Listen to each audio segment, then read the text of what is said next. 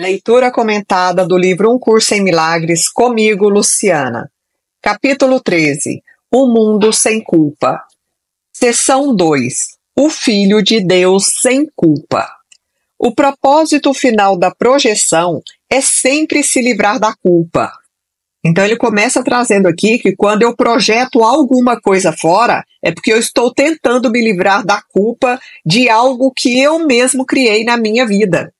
Então, por isso que eu projeto fora na intenção de me livrar de uma culpa que eu não reconheço como minha, mas que ela está oculta ali no meu ser. No entanto, caracteristicamente, o ego tenta se livrar da culpa apenas do ponto de vista dele, pois, por mais que o ego queira reter a culpa, você a considera intolerável, já que a culpa obstrui o caminho da sua lembrança de Deus, cuja atração é tão forte que não pode resistir. Por que que a gente considera a culpa intolerável? Qual parte de nós? Ele está trazendo que é o nosso ser espiritual, o nosso ser divino, que considera a culpa intolerável. Nesse sentido, a nossa alma está o tempo todo tentando se livrar das culpas, limpar as culpas do nosso próprio ser, mas o ego, que é essa mentalidade equivocada para a qual a gente deu poder, está tentando nos fazer acreditar que projetar a culpa fora é se livrar dela. Olha só, gente, e não abrir mão da culpa, que é o que a gente deveria fazer. Nessa questão, portanto, é onde ocorre a mais profunda das divisões, pois se você tem que reter a culpa, como insiste o ego, não pode ser quem você é. Então a gente, nesse caso, não pode ser o filho do Criador, sem culpa, criado na inculpabilidade. Então a gente não pode ser quem a gente é se a gente tiver que reter essa culpa. Só te persuadindo a acreditar de que ele é quem você é, ou seja, acreditar que o ego somos quem nós realmente somos, é que o ego tem possibilidade de te induzir a projetar a culpa e assim mantê-la em sua mente. No entanto, considera que estranha solução é o arranjo feito pelo ego. Ele está pedindo para a gente considerar o quanto é estranho toda essa armação, todo esse cenário criado pelo ego. Você projeta a culpa para se ver livre dela, mas de fato está apenas ocultando-a, mascarando a culpa, porque se eu estou projetando fora, eu só consigo projetar fora aquilo que tem dentro. Então eu penso que ela não me pertence, que a culpa realmente é do outro, que é do mundo, e que a culpa está em tudo que é externo. E continua. Experimenta a culpa, mas não tem a menor ideia do porquê. Ao contrário, você associa a culpa com uma esquisita variedade de ideais do ego, nos quais, segundo o ego, você tem falhado. Gente, olha só, que cenário de filme. A gente dá poder para uma ilusão que a gente mesmo criou como forma de se proteger nos momentos lá desde o nosso nascimento, que a gente não sabia o que fazer, como lidar com o mundo aqui, com as questões que nos causavam sofrimento. E aí, esse poder que a gente deu para ele vai manipulando a nossa vida e a gente acredita que a gente é um monte de coisas que a gente não é. E acredita que o mundo, que as pessoas também têm um monte de defeitos que eles não têm. E olha só a frase seguinte: você não tem ideia de que está falhando para com o Filho de Deus por vê-lo como culpado. Olha só, gente, nós somos esse Filho de Deus, o outro é esse Filho de Deus. A gente está falhando com o Filho de Deus, que é essa consciência crística que habita cada um de nós aqui, porque a gente está enxergando tudo e todos como culpados. Acreditando que não é mais quem é, ou seja, o Filho de Deus, você não reconhece que está falhando a ti mesmo, ou seja, está falhando contigo mesmo. A mais escura das pedras angulares ocultas em você mantém a sua crença na culpa fora da sua consciência. Falando de outra maneira, mantém essa culpa fora do nosso entendimento racional. Pois nesse local escuro e secreto, que no meu entendimento aqui é o nosso subconsciente, está o reconhecimento de que você traiu o Filho de Deus por condená-lo à morte. Você nem sequer suspeita de que essa ideia assassina e insana está escondida lá, pois a necessidade de destruição do ego é tão intensa que nada menos do que a crucificação do Filho de Deus pode, em última instância, satisfazê-la. Satisfazer essa necessidade do ego de crucificar o Filho de Deus.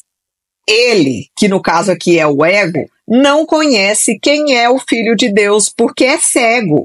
Entretanto, se você permitir que ele perceba a inculpabilidade em qualquer lugar, ele tentará destruí-la porque tem medo. Então, sempre que o ego percebe alguma tentativa nossa de não enxergar a culpa em algum lugar, em alguma pessoa ou na gente mesmo, ele vai tentar destruir essa inculpabilidade, porque para o ego, a culpa é um mecanismo que continua fortalecendo a existência dele. É por isso que quando a gente começa a entrar nesse caminho evolutivo, nesse caminho de busca espiritual, a gente enfrenta muitos desafios, porque a gente tenta expressar o amor, estender o amor, a paz, a alegria, e não enxergar a culpa no outro, nem na gente mesmo. Aí vem uma situação que parece que está sabotando a gente, fala, caramba, gente, de novo, eu caindo nessas armadilhas do ego, porque ele vai trazer situações para fazer a gente enxergar novamente a culpa, ou na gente mesmo, ou fora da gente, que é no outro, né? Então, o tempo todo a gente vai ser desafiado, sim. Não pensem que é um caminho gostosinho de se percorrer, não. Os desafios vão surgir na medida em que você avançar. E esses desafios são uma prova de que a gente está no caminho certo, gente. Grande parte do estranho comportamento do ego é diretamente atribuída à sua definição de culpa. Para o ego, os que não têm culpa são culpados. E por que o ego acredita que aqueles que não têm culpa são culpados? Porque são aquelas pessoas que já pararam de projetar a culpa fora, que já reconhecem que estão criando a sua própria realidade o tempo todo. E esses já não estão mais tão dependentes do ego, já estão começando a olhar para esse artifício, para esse cenário que o ego cria. Por isso, já estão também se libertando do próprio ego. Aqueles que não atacam são os seus inimigos, porque ao não valorizarem a sua interpretação da salvação, a interpretação que o ego tem, né, estão em excelente posição para abandoná-la. Então, quando a gente não valoriza mais, para de atacar o mundo, para de atacar os outros ou a nós mesmos, nós viramos inimigos do ego. Porque a gente parou de valorizar esse cenário que ele cria a respeito da salvação, que na verdade não é uma salvação, é uma condenação, né, uma crucificação. Então, a gente já está em excelente posição para abandonar qualquer tipo de interpretação que o ego nos dá sobre o processo de salvação. Eles, no caso aqui, esses que não atacam mais, chegaram perto da pedra angular mais escura e profunda no fundamento do ego e, embora o ego possa suportar que você questione tudo o mais, esse único segredo que ele guarda com a própria vida é o que assegura a existência do ego, pois a existência dele depende da manutenção da culpa. Por isso, gente, eu repito várias vezes, é liberar tudo aquilo que causou sofrimento, que gere qualquer tipo de culpa na gente mesmo e no outro. Por isso as sensações, os conflitos internos, as nossas angústias, tudo isso precisa ser liberado rapidamente, para a gente começar a diminuir esse volume imenso de culpa que a gente armazena na gente. E isso tudo é o que dá poder para o ego. E isso tudo também é o que constrói as camadas que nos impedem de acessar a Deus. Assim sendo, é para esse segredo que temos que olhar. Olha só que interessante, está falando. É para isso, gente, olha para a culpa. Olha para a culpa, não perca o foco. Saiam da culpa.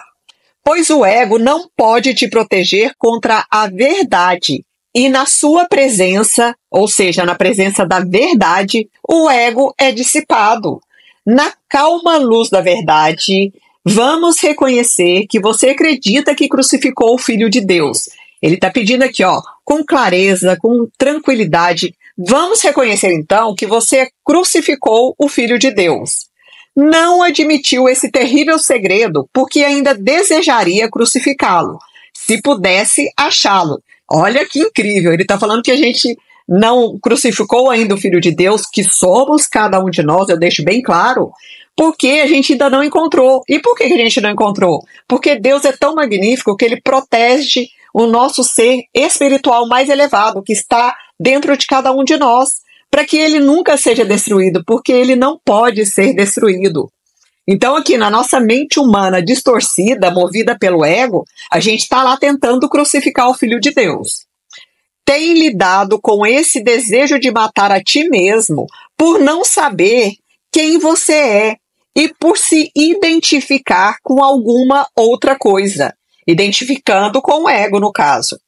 Você projetou a culpa cegamente e indiscriminadamente, mas não descobriu a sua fonte, a fonte da culpa, que é o ego. Então a gente saiu projetando na gente mesmo e no mundo, né, em todos. Pois o ego, de fato, quer te matar. E se você se identificar com ele, não pode deixar de acreditar que a sua meta é a tua, ou seja, que a meta dele é a nossa. Gente, eu estava lendo isso aqui um pouco antes, eu estava rindo aqui, como é hilário todo esse cenário e a gente vive esse cenário.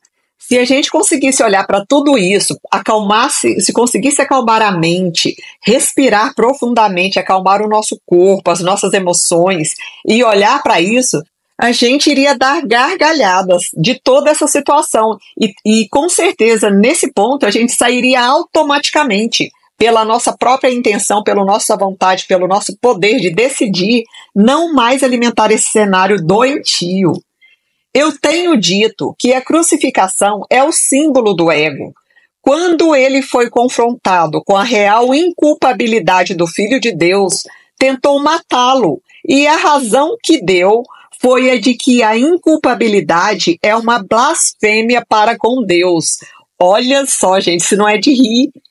O ego faz a gente acreditar que a gente se sentir inculpável, não armazenar culpa na gente, nem se sentir um pecador, a gente está insultando a Deus. Olha que coisa incrível. E como assim, né? O ego faz a gente pensar, como assim que o Filho de Deus não é um pecador? Vamos seguir aqui para vocês verem se não é de rir mesmo. Olha só, gente, para o ego é de Deus e a inculpabilidade tem que ser interpretada como culpa máxima, que justifica inteiramente o assassinato. Eu vou retomar essa frase aqui porque ela é muito absurda. O ego, na interpretação dele mesmo, acredita que ele é de Deus e que não sentir culpa tem que ser interpretado como uma culpa máxima. Se eu estou me vendo como não pecador e não culpado, eu estou no máximo da culpa. E isso é o que justificaria completamente o assassinato do Filho de Deus, que é fazer morrer, é matar a nossa essência divina. Você ainda não compreende que qualquer medo que você possa experimentar em relação a esse curso, em última instância, brota dessa interpretação. Mas se você considerar as tuas reações a ela, virá a estar cada vez mais convencido de que é assim. O que está trazendo aqui agora é que qualquer medo que a gente experimente com relação a um curso em milagres, a tudo que está sendo falado aqui, surge a partir da interpretação do próprio ego de que o assassinato do Filho de Deus, ou seja, o nosso fim, a nossa morte, é realmente justificado. Esse curso declarou explicitamente que a meta dele para você é a felicidade e a paz. No entanto, você tem medo do curso. Você tem medo desse curso, gente. Já te foi dito muitas e muitas vezes que ele vai te libertar, mas às vezes você reage como se ele estivesse tentando te aprisionar, porque é uma ressignificação completa de tudo aquilo que a gente acreditou até hoje. Por isso que muita gente reage contrariamente a esse conhecimento, a essa sabedoria que um curso em milagres traz, porque acredita que vai estar sendo aprisionado e não liberado, porque a gente está numa zona de conforto, de sofrimento, mas é a zona conhecida, é a zona de conforto, e a gente tem medo do desconhecido, que é onde está a nossa salvação. Frequentemente, você descarta esse curso com a maior rapidez do que descarta o sistema de pensamento do ego. Olha só o que eu acabei de falar. A gente está tão aprisionado nessa zona de conforto do sofrimento que a gente, ao ler isso daqui, pensa, como assim? Isso aqui não é real, o que está sendo falado nesse livro. Então a gente descarta isso rapidamente, porque a gente sabe, imagina aqui, na nossa mentalidade distorcida, que a gente é pecador, que a gente é culpado sim. Uai, se Cristo morreu na cruz, foi crucificado, quem somos nós, né? Estamos aqui para ser crucificados pela vida também. Isso tudo é engano, gente. O livro está afirmando isso. Assim sendo, até um certo ponto, você tem que acreditar que, por não aprender o curso, está protegendo a você mesmo. E você não reconhece que é apenas a sua inculpabilidade que pode te proteger. Olha o que disse aqui nesse finalzinho. Até um certo ponto, a gente acredita que quando a gente não consegue aprender o que está sendo falado aqui no curso, quando a gente não consegue compreender essa linguagem, esse entendimento, a gente está, no fundo, protegendo a nós mesmos. Mas o mais gritante disso tudo é que a gente não reconhece é que só a nossa inculpabilidade é que nos protege. É o nosso centro de poder, o nosso centro de força. É não se sentir culpado de nada. É sair da culpa, é sair do medo, é sair desse cenário insano criado pelo ego. A expiação sempre foi interpretada como a liberação da culpa. E isso está correto se for compreendido, se for bem compreendido. Entretanto, mesmo quando eu a interpreto para ti, você é capaz de rejeitá-la e não aceitá-la para você mesmo. Olha que profundo. É Jesus aqui nos clareando que mesmo quando ele tenta interpretar o que é a expiação, que a expiação é simplesmente a liberação da culpa, quando esse entendimento chega na nossa mente, a gente, por não compreender, a gente rejeita e não aceita que isso também serve para nós. Talvez tenha reconhecido a futilidade do ego e dos oferecimentos que ele te faz. Mas apesar de não os querer, pode ainda não considerar essa alternativa com contentamento. Então, apesar da gente já ter reconhecido todo esse cenário que o ego cria, as futilidades, as gratificações momentâneas que ele nos dá, pode ser que a gente ainda não considere essa alternativa com leveza, com alegria, com alívio, né? E a gente pensa, será mesmo que eu estou no caminho certo? Será que eu não estou abrindo mão de alguma coisa real por uma coisa ilusória? Quando, na verdade, a gente passou a vida inteira abrindo mão do real por causa do ilusório. A gente viveu uma vida de ilusões. No fundo, você tem medo da salvação e acredita que ela vai te matar. A gente não acredita que a salvação é um fato real.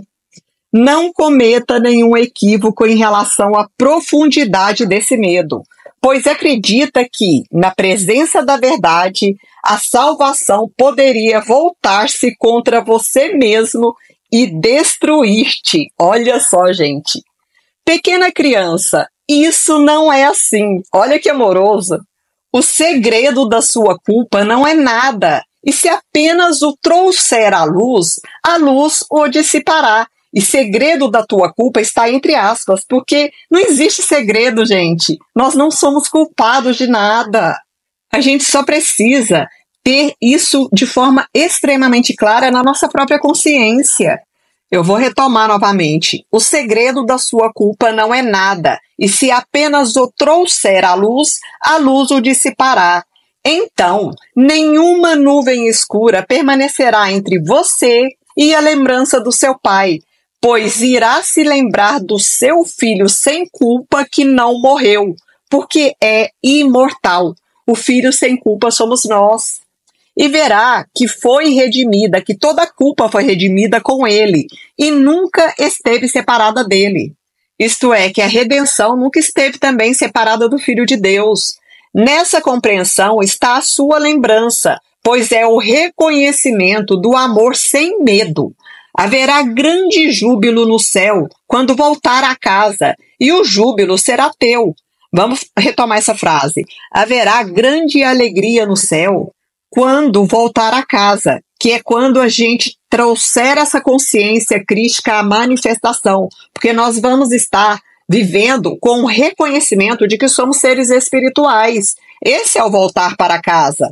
E o júbilo será teu, ou seja, a alegria, o contentamento será nosso também, porque é isso que a nossa alma pede. Pois o Filho redimido do homem é o Filho de Deus sem culpa, e reconhecê-lo é a tua redenção, é a tua salvação aqui. Eu vou repetir essa última frase para finalizar, porque traduz tudo aquilo que foi falado agora nessa sessão. O Filho redimido do homem é o Filho de Deus sem culpa, e reconhecê-lo é a tua redenção. O Filho redimido do homem. Nós aqui nesse entendimento de seres humanos, estaremos redimidos quando reconhecermos o Filho de Deus que habita em cada um de nós. E o Filho de Deus é sem culpa. Esse é o nosso reconhecimento. Essa é a nossa redenção. Essa é a nossa salvação. Fim da leitura do livro-texto.